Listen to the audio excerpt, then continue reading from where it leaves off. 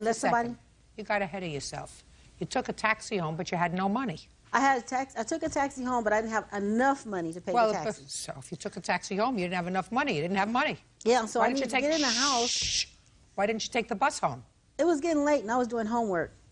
And so I didn't want to take the bus. I had got orange juice and cranberry juice and notebook paper. I needed notebook paper because I ran out of notebook paper doing my homework. I go to DeVry University. So I was getting the taxi because I have a bad back and I didn't want to be carrying all this stuff. It's a long walk from the bus stop to her house. So I got a taxi, didn't have enough change. I need to go in the house, go in my little locked cabinet. How much money did you need? About $3. So?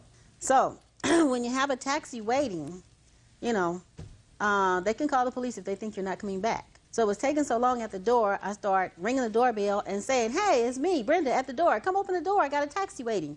Well, they didn't want to come to the door for some reason, so I started banging on the door. Open the door. I got a taxi waiting. You know, they took their time coming to the door. So when my sister did come to the door, she stood there like, so?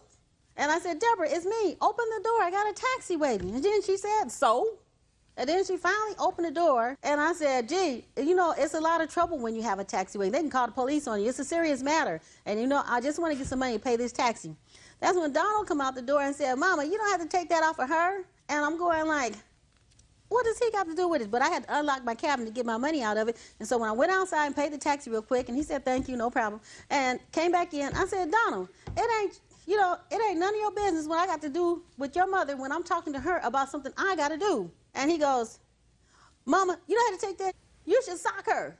And that's when all this stuff got started. So she got all up in my face with, I don't know what she was saying, but here come her boyfriend talking about, yeah, you should kick her.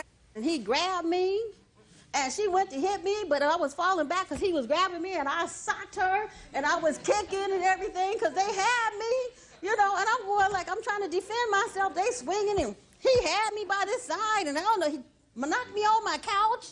And he was laying all on my left side, which later became all bruised up and in a lot of pain. I had to go see the doctor behind all that, okay? And then he went over, and I don't know, he just, I don't know, started having a fit. He went over there and just took my TV up and went to the middle of the floor, and I'm up here watching my TV get bashed into the floor. Kabam! Then it's not a combined set. He went and got the VCR next. And he went and he bammed it into the floor. And I'm going like, what is he doing? At the same time, I'm down here, she up there, and then he went that way. Enough. But, I heard enough. And I got pictures. Say something, Tommy. I'll take the pictures if you be quiet.